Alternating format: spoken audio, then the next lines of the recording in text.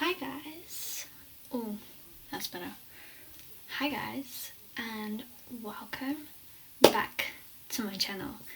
I originally wasn't going to do another true crime video this week, but I couldn't really think of another video to do, and I'd already been doing my research for my next video. I might keep the true crime for my Wednesday videos, probably because it's just easier to do with all the research, trying to find good stories, and then obviously doing the makeup as well. And obviously I do want my channel to be more than just that, but if you guys would rather have more videos of me doing true crime and makeup, then let me know and I will put out more videos that are my true crime and makeup. Since a load of you liked the last video, I figured I would do a bit more research and try and find some stories that are a little bit more interesting than the last story that we did.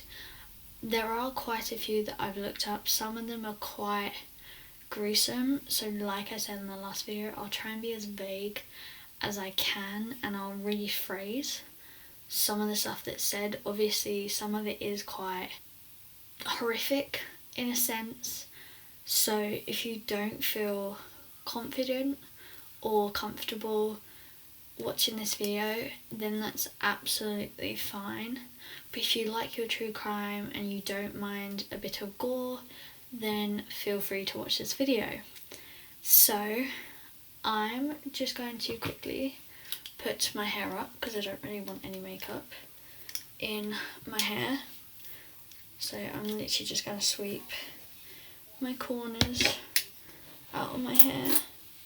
So it's going to look just a little bit messy, but it's all good. And let's just quickly sort this camera out. Whoa. Because otherwise you can't see my full face. Now that my camera is all set up and my mic's all set up and I have all my makeup set up, I will link my products in the description below for all of you that may want to know what I'm using.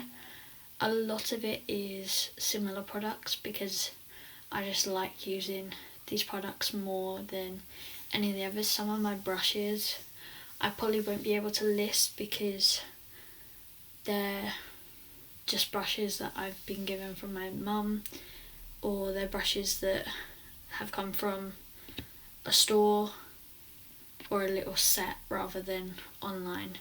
But I'll do my best with linking all of them. So I think without further ado, let's get into this video.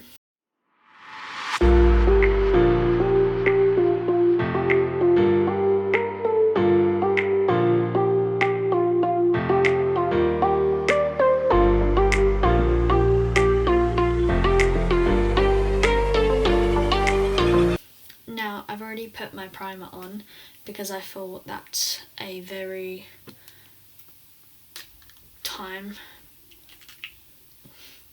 it takes too long to do and it's quite boring to watch, so I figured there's no point in me doing it, so I'll just skip past it.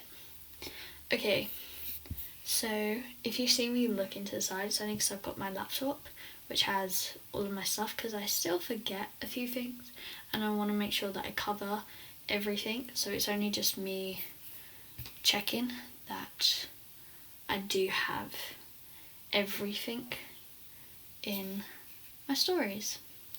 So the story that we're going to be talking about today is known as one of the worst killings in all of America. It's quite brutal to talk about and there is quite a lot. So this story is about a young man by the name of Carl Panzram. I think that's how you pronounce his name.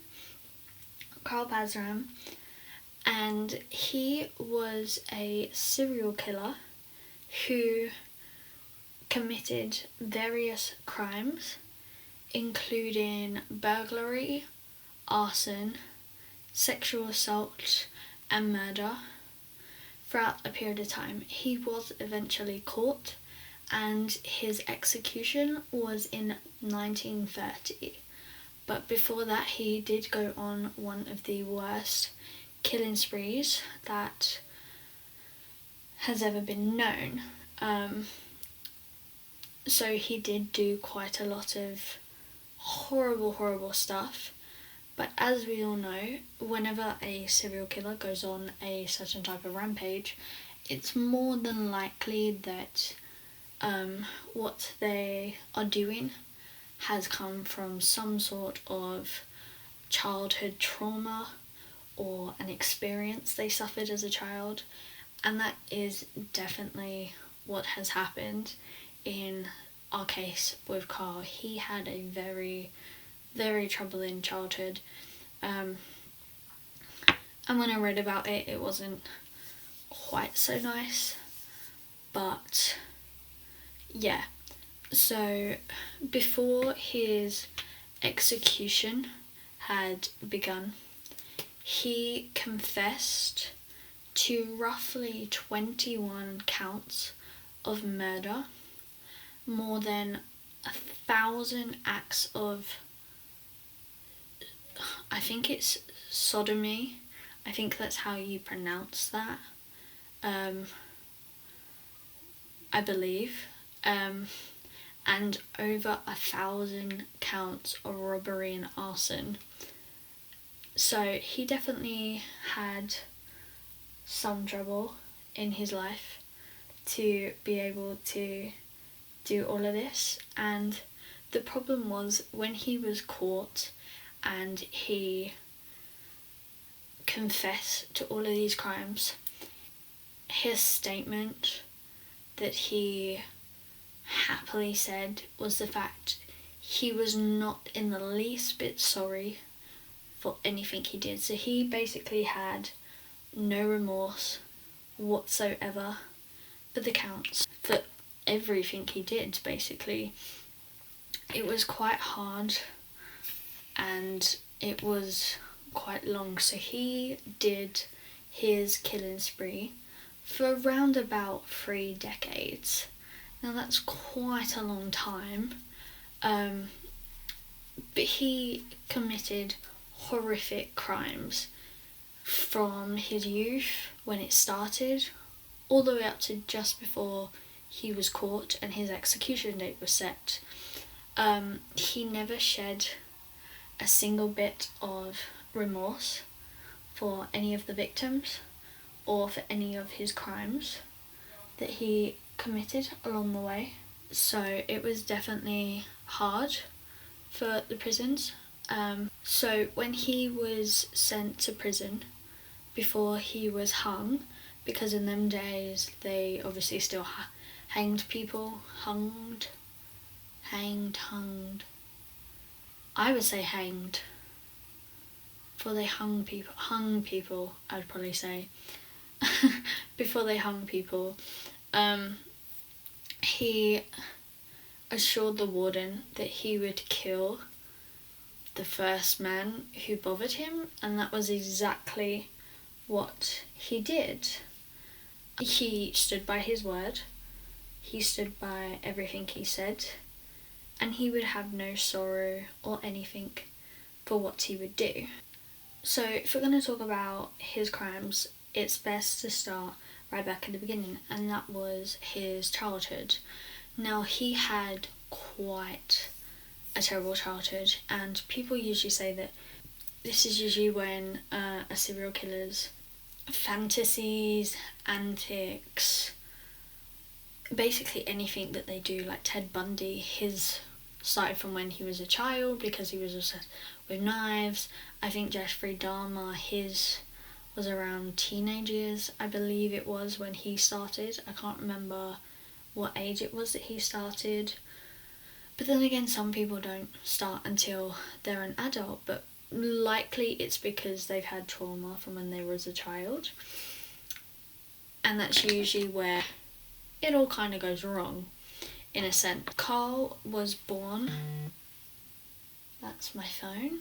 I really shouldn't have it over here because it distracts you. He was born in Minnesota in 1891, and he had East Prussian immigrant parents.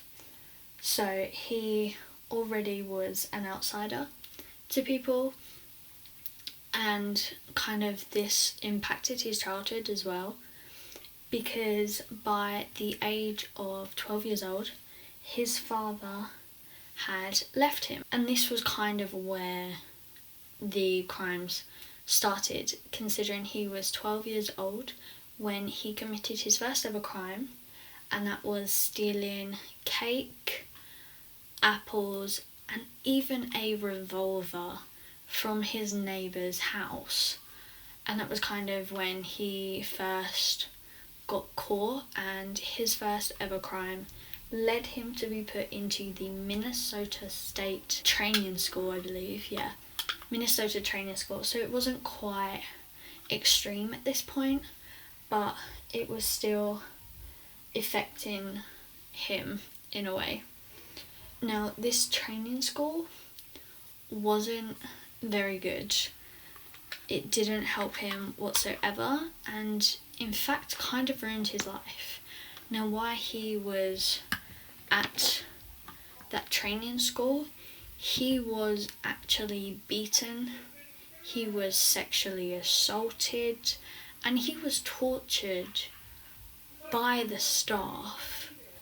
I'm spilling baking powder everywhere. It wasn't a case of like a little back and forth between the students. It was the teachers, and that's what made it worse, is that it was school staff that were beating him and torturing him and making his life hell. And this is kind of where it only got worse and kind of sent him on a dark path. Now, since all of that happened, he was released from that school in his teenage years. So he spent quite a lot of time obviously at that school, and shortly after he was released, he did run away from home. He moved from place to place by doing what people would usually do in those days, and that was train hopping. Now, unfortunately, during one of those train hoppings, Carl was actually sexually assaulted by a group of hobos that were on that train. Now, although the assault did shock him in a way, it said that apparently he thought of it as making him a wiser boy. I have no idea why he would think it would make him wiser, why he would think that getting assaulted was a good thing.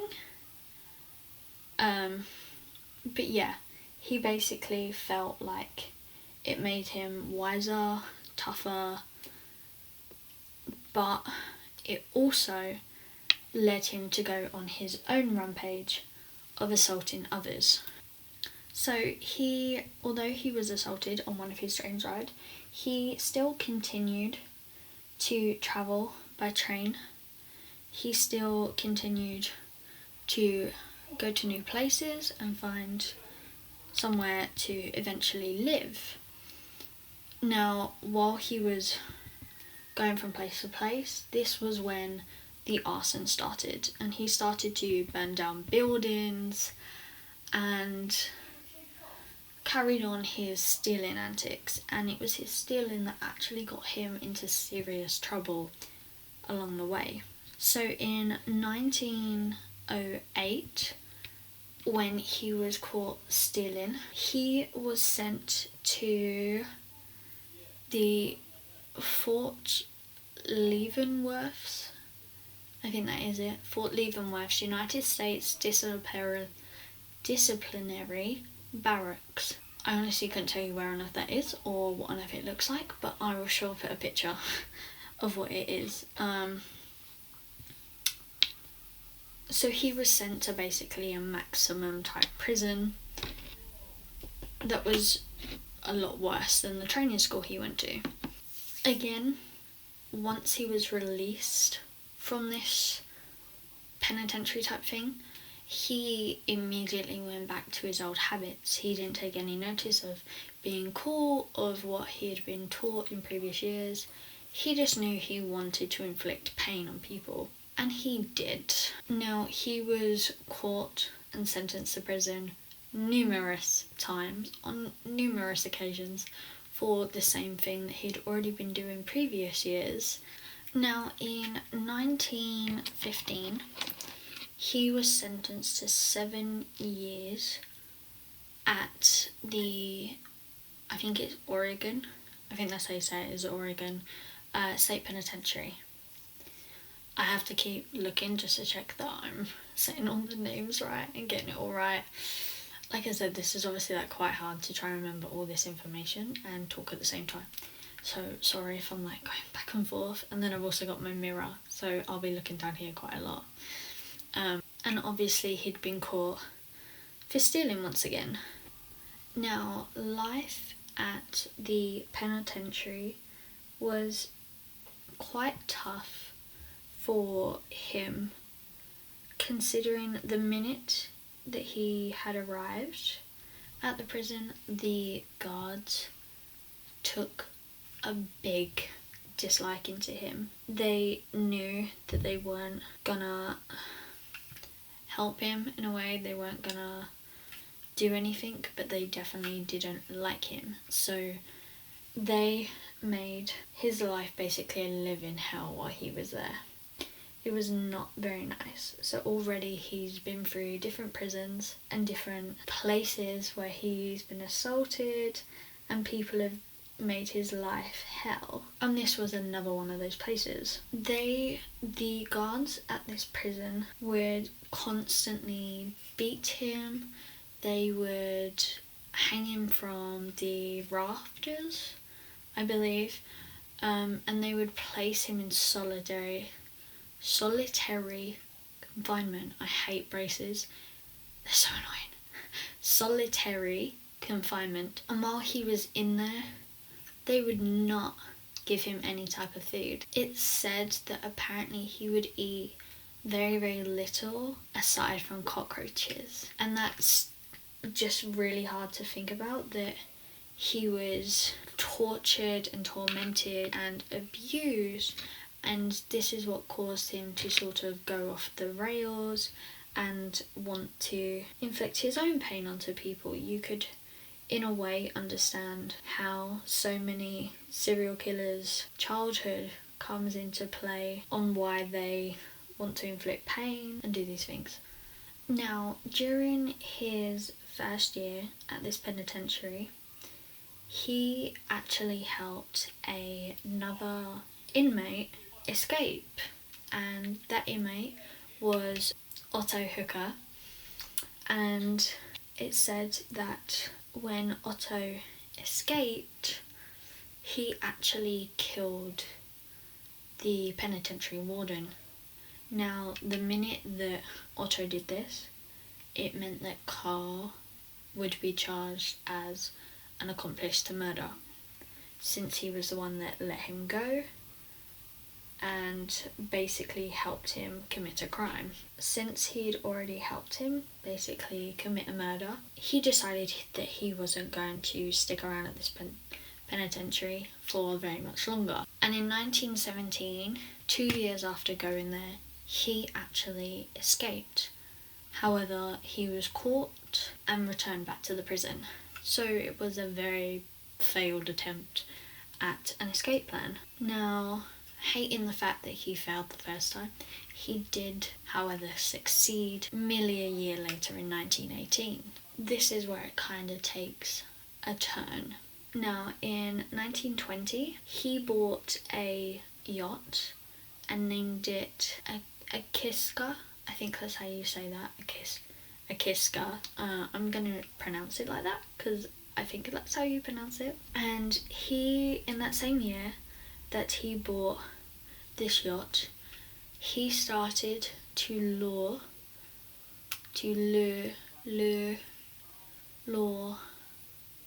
lure, I have to go kind of American, to lure American drunks, young females who would spend their days at the bar, and he would eventually take them from the bar to his yacht. This would be when he would sexually assault them, he would kill them, and then he would dump their bodies in the Atlantic Ocean, which in his mind was very clever. Now, his yacht eventually sank, and this was when Carl decided he wasn't going to stick around for much longer. So he actually got on a plane and headed for Africa, which was a smart move considering he was wanted in America. He got off in Angola, I think that's how you say it, Angola, where he sexually assaulted and killed a young boy. Now, I'm not going to repeat the words that he used when describing the incident because they are quite, I think they're a little bit too much for me to say on camera, and considering I don't really want this video taken down, I'm not really going to repeat the words he said. But if you want to obviously read the story, I can link it in the description below for you guys. Just let me know in the comments if you guys want it, and I'll obviously add it to the description later on. So after he killed this young boy, he'd already killed some other people, he'd been assaulted. So obviously after killing this young boy, he'd already killed some more drunk Americans from the bars. He was still not satisfied with what he had done and accomplished in a way. He wanted more, basically. He wanted to fulfill his desire for causing pain, for harming people, and fulfilling what he wanted out of all of it. He wanted a lot more death. He wanted a lot more destruction. He was never really happy, to be honest. A few days later, so this next bit actually kind of gets a little bit quite graphic in a way. So a few days later, he actually ended up killing 6 local tourists who were about to take him on one of those crocodile sightseeing expeditions, I believe it is, or the hunting expedition. And how he killed them was he actually let the crocodiles devour them. I don't exactly know what he did. I don't know whether he threw them off the boat, whether he stopped the boat. I'm not really sure. All it says when I researched it was that the crocodiles started to devour the bodies. So I'm not actually 100% sure how he killed these, except for the fact that the crocodiles basically ate them, which isn't exactly a nice way to be killed. No one really wants to die by crocodile. A year later, after he had committed his crimes in Africa, he actually grew very, very tired of staying in Africa and what he had done. Now he couldn't exactly go back to America so what he did was he actually decided to go to Lisbon. However, it actually turned out that the police were looking for him in Portugal, which meant he had no choice but to return back to America, and he did so. So once he returned back to America, he continued his killing spree. He continued his sexual assaulting and basically just committed more and more crimes as he went along. People said that he was a beast of a man because he was strong, he was very powerful, he was very manipulative when it came to all the young girls and everything that he did. It wasn't obviously just young girls. As I said, he did kill a young boy. Now obviously he was very manipulative and very powerful. He overpowered a lot of youngsters that came across his way, and he even empowered strong men. But while he was a very elusive killer, he was a very, very bad thief. In 1928, so 2 years before his execution, he actually was arrested for robbery. And this is saying a lot considering he's already been arrested for quite a lot of it. And he was obviously sent back to Leavenworth Penitentiary. So although he escaped it, he ended up returning a few years later. He was sentenced to precisely 25 years after he had confessed to killing 2 young boys. So already he's confessed to 2 killings before he's even been executed, when he confessed to everything. Now, he hated prisons, but he especially hated Leavenworth Penitentiary. And who could blame him? He was never liked. The guards wanted to cause him so much pain. They wanted to make his life a hell while he was there. And they would succeed at doing that. They would utterly succeed. So once again, he tried to escape, but failed miserably. The guards actually caught him while he was escaping and beat him until he was unconscious. Like I said, the guards did not like him. They wanted to prove that they could be more powerful than him, and they were. So, being in the prison for about a year, he still continued to kill people, even while he was in prison. He actually ended up killing the laundry person. I don't really know what they're called in a prison, but whoever was in charge of the laundry, he ended up actually killing them. Beat the guy to death with an iron bar. So he's still on his killing spree. Even though he's locked up, he can still reach people. Now, this was actually the crime that sentenced him to death. So all of his other crimes didn't really do much, but killing someone in prison is what sentenced him to death. Now, the death sentence was actually kind of like a dream come true for him.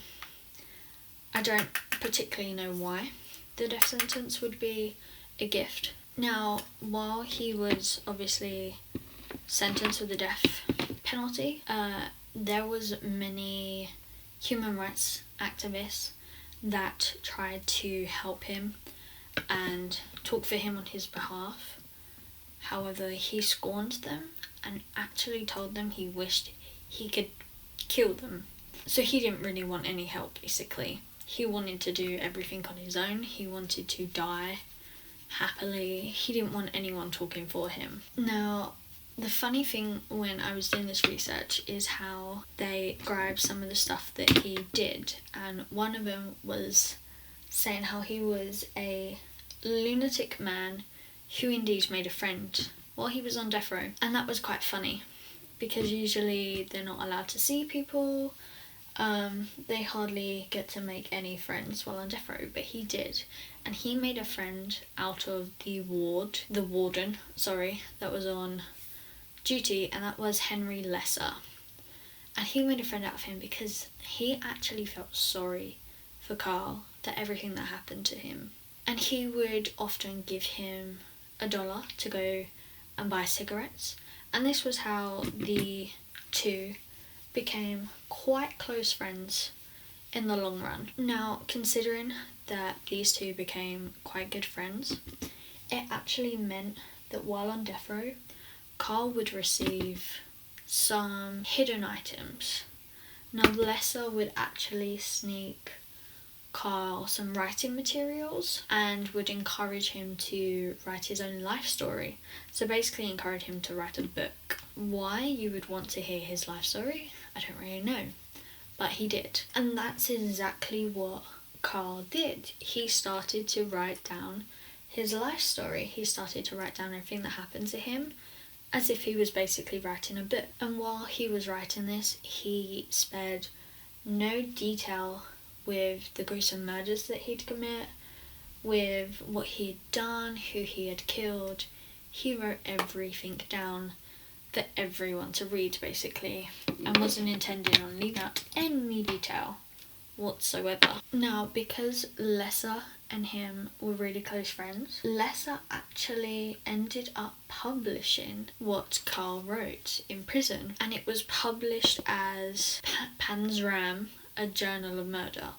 That was the official title of the book, I believe it was, that he wrote while he was on death row. Now, it was obviously published in 1970, so about 40 years after he died. However, it said that many people just could not read the book because it was far too gruesome for some to take. And I mean, who wouldn't find that gruesome when he's talking about how he killed young boys and how he fed people to crocodiles? Who wouldn't be just a little bit grossed out by that? So I just did a little bit more research because what I was already on was kind of coming to an end, so I wanted to add a bit more. So I just did a little bit more research, and I found out what he actually did to the guys that he killed by the crocodiles. And it says that he actually hired a rowing boat and obviously took the tourists or the local guides with him and ended up shooting them. And that was how he obviously fed them to the crocodiles, because obviously the research that I originally had, all it said was that they were eaten by crocodiles. It didn't actually tell me how the story kind of went. So I found a little bit more information. So I continue the story. Before he confessed in 1928, once he arrived back in America, he had accused a guy who was trying to rob him and actually ended up shooting him. So he just basically went around killing every person he could, basically. It was unjustified on many accounts, but he didn't really care. He also asserted that he sexually assaulted and murdered 2 young boys by, I believe it says he beat them to death with a rock. So he was quite violent with many of his crimes and how he wanted to kill them. So usually it's just they shot them or they drowned them, but no, he wanted to inflict as much pain as he could on these people, and that's what he did. And he eventually ended up strangling quite a lot of people. So his former methods were either shooting them, strangulation, or beating them with a rock or an iron pipe. So he was very lovely. So it stated that obviously when he was given the writing materials and he started to write his own book, that this was at the point when he had admitted to the counts of burglary, the counts of arson, and basically killing all of these young people along his travels. And obviously in this statement, that was when he said he was not sorry in the slightest and that he felt no remorse for any of the victims that he had previously killed. So he was hung for his crimes on September 5th of 1930. Wow, he was murdered the day before my birthday. Not in the year, because I'm not born in 1930, but he was literally killed the day before my birthday.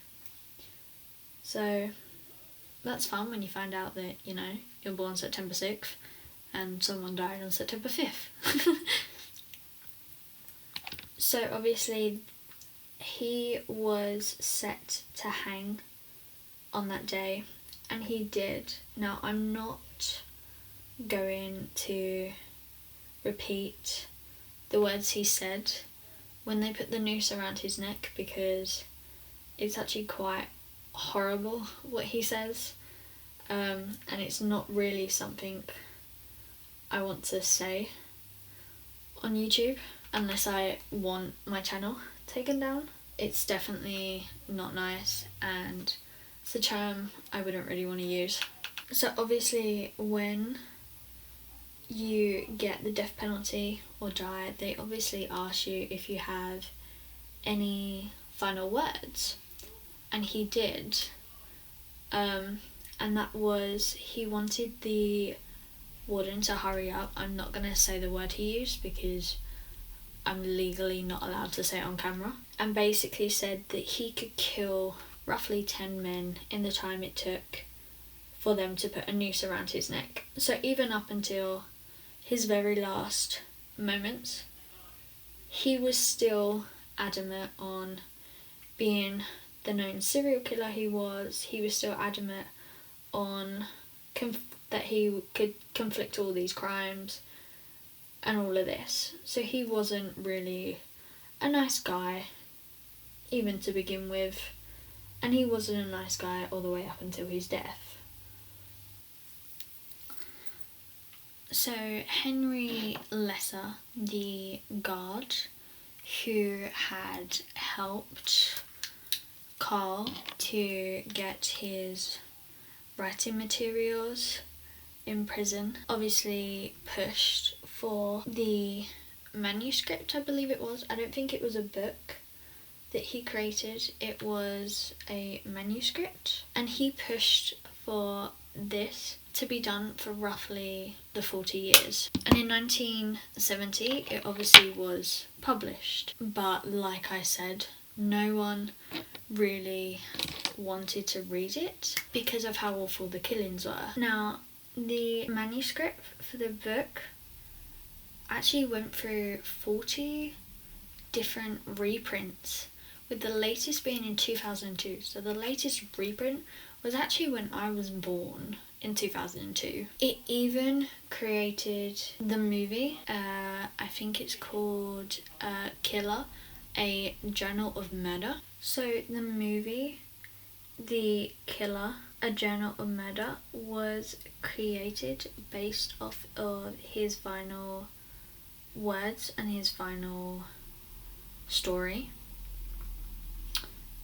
like the final years that he actually spent in prison. Now, Lesser obviously was so heavily involved in the movie and the manuscript that he actually sent, I believe it was archived type letters to the San Diego State University in 1980. So obviously these were the archived letters that he would write once Lesser obviously gave him all the writing material in the prison. It's also said that apparently the reminiscence of a Minnesota State Training School alumni class of 1905, that's a lot of words to say in one sentence, did a song, and apparently it depicts a powerful killer, which obviously we can presume was in fact him and everything that he did, onto their 2009 album of the pop band Flair. I don't actually know who that band is, so don't ask me, but apparently it features a figure showing his prowess as a killer and a lover, even though that's not what I would really depict Carl as being, because he wasn't. He just prowled on people and wanted to devote his full control and power and the essence of what his damaged childhood did to him onto other people. Entirely what he did throughout his whole entire career. But it's obviously said that apparently a lot of his claims about obviously some of his childhood experiences, like the gang assault on the train by the hobos, wasn't entirely accurate, and there were obviously a few misdiagnosis judgments on what had actually happened, because no one was actually there, no one saw what happened, and he was a kid. People don't really believe kids, but they've just basically gone off of what he said and what he did. But it was known as one of the baddest things ever. Obviously, he confessed to 21 murders, but apparently it said that it happened to be 22 murders, so I don't know who the extra one was or where the extra one comes into it. But there is obviously quite a lot of quotes from him. Some of them are okay. Some of them are actually quite graphic because of the words that he puts in or how he describes some of the details, especially when he killed the young boy. The detail that he put into what he said is actually quite bad, and that's kind of why I didn't want to say it. Mainly because it's just not nice to read, and it's obviously not nice for me to say it for all of you guys. But if you guys ever do want to read this, I can put the sites that I use for finding out my research. One of them is not very long, it's shorter, whereas the other one actually depicts the murders, his childhood, what he did, the person himself, with a lot of quotations from what he did, and it obviously gives you a detail into his backstory about how he joined the army, which I didn't actually know about until after I've literally just researched all of this. So the website I found before was good, but obviously it didn't have quite a lot of information that I kind of needed. So the Murderpedia that I've gone on, which is another site that I use, actually has quite a lot of information. So if you guys want, let me know in the comments if you guys want me to link this page, and I will, and I'll link it in the description below. I'll also link all of my products that I've used. I hope you guys like this look. It was obviously kind of like hard to do with the story being so short, because I had to kind of fill in the space, and that's kind of why I did extra research, because you never know how long a story is going to be until you do it and you research it and you know. But there's a few stories that I found. Some are quite gruesome, some aren't. It depends on what you guys want, whether you want something that has a little bit more detail and a little bit more gore in it, or if you want something that's not so bad, that I can talk about easier and I wouldn't have to vaguely say what the crimes were. Obviously there's certain things that I changed the words, because I never know if you're allowed to say the type of word on YouTube, so we obviously refer it as something else. But let me know in the comments what type of videos you'd want to see next, what stories you want me to do, if you want me to do my makeup on just Wednesdays, or if you want to see more videos, I can do it on Wednesday and Sunday when I post my videos. I hope you guys really enjoyed this video. I love being able to do these makeup looks because I love being able to try and figure out a creative look. I love being able to research this because it's something that I am going to be doing in the future. It's something I've always wanted to do. It's something that's always fascinated me, finding out why people turn into serial killers, why they did what they did. So if you want a story like on Ted Bundy or Jeffrey Dahmer, or someone that had quite a lot of history and is very well known and there's been loads of stories on, let me know if you want something like that. Or if you like the ones where you don't know the person, where I don't know the person, I don't know what crimes they've committed, then I will happily keep doing ones that are lesser known, that people don't know. But if you have any that you know that happened in the UK or happened in America or anywhere in the world, I will happily talk about that. On my podcast I talked about Madeleine McCann, Ted Bundy, the Chris Watts murders in America that became a documentary on Netflix. Any Netflix documentaries you want me to talk about, I can talk about them. I have hundreds of research and all the time in the world to talk about it. I hope you guys enjoyed this video. I love making these for you. Make sure that you fill the channel with love, and comment if you want to comment. You don't have to, there's nothing wrong with that. I really hope you guys enjoyed these videos. If you want longer videos or shorter videos, let me know and I will fulfill your wishes as much as I can. I really hope you guys enjoyed this video. I love you all. Bye guys.